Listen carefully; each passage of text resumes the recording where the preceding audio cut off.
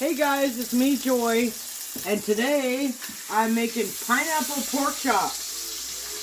So, and this is the first time I've made this recipe.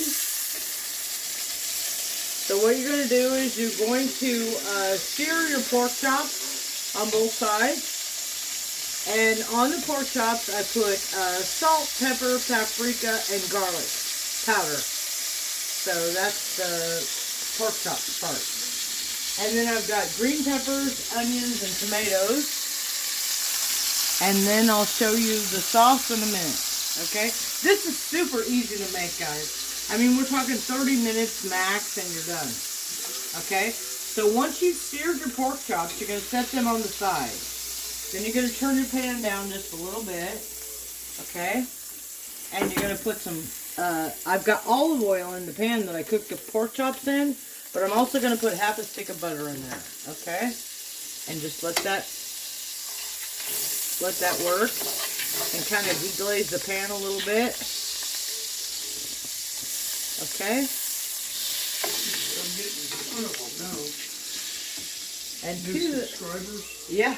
And to that, I'm going to add, like I said, I'm going to add a green pepper, a medium onion, and 2 tomatoes. Or 1 large tomato, it doesn't matter. But you're going to put that in your pan.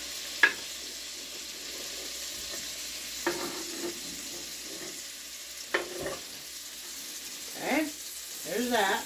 That can go over there. Sorry guys. Okay. No, you aren't.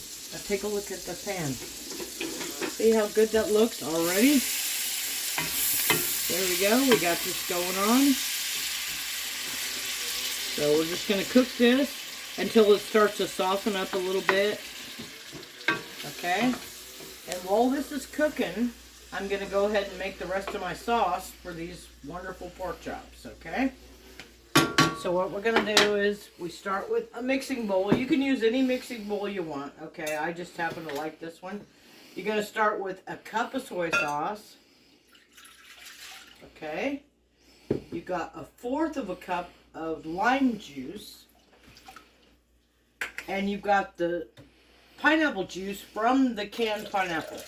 So you want to put all that juice in there. That is fabulous. Okay. There we go. And then we're going to put a cup of water. So I got to get some water in here. There we go. Now then, to that, we're going to add a cup of brown sugar, which is packed down. So, okay. And about a cup of honey. Now I could put it in a measuring cup, but I'm just going to guesstimate it. Okay, guys? Because that's how I do things. I don't really measure everything all the time. I know you probably should, but anyway, it's a cup of honey. Okay? And that gives it some good sticky flavor. Okay? That's probably good. And then we're just going to mix this up a little bit. Get the honey worked into it. And then we're going to add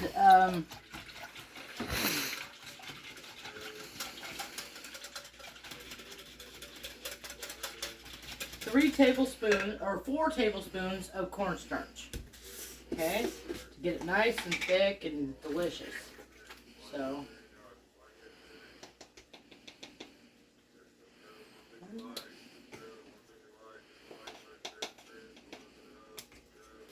2. Whoops. Well, that was a fail. That was a mess. Hey, when you're cooking, you get messy. Yeah, sometimes you do. 4. Okay, there we go.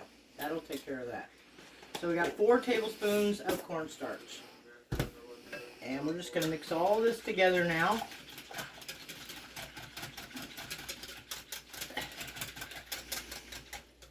Okay. Kind of get it mixed in there.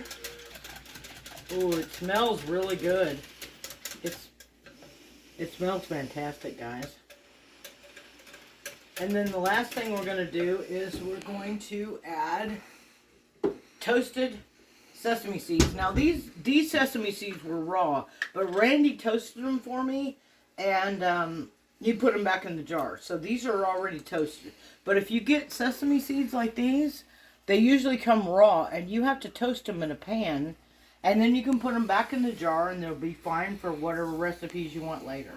So this says to use 3 tablespoons. I'm kind of guessing at it, so there you go. But you could measure it out. It's 3 tablespoons of toasted sesame seeds. Okay? Now then. Okay.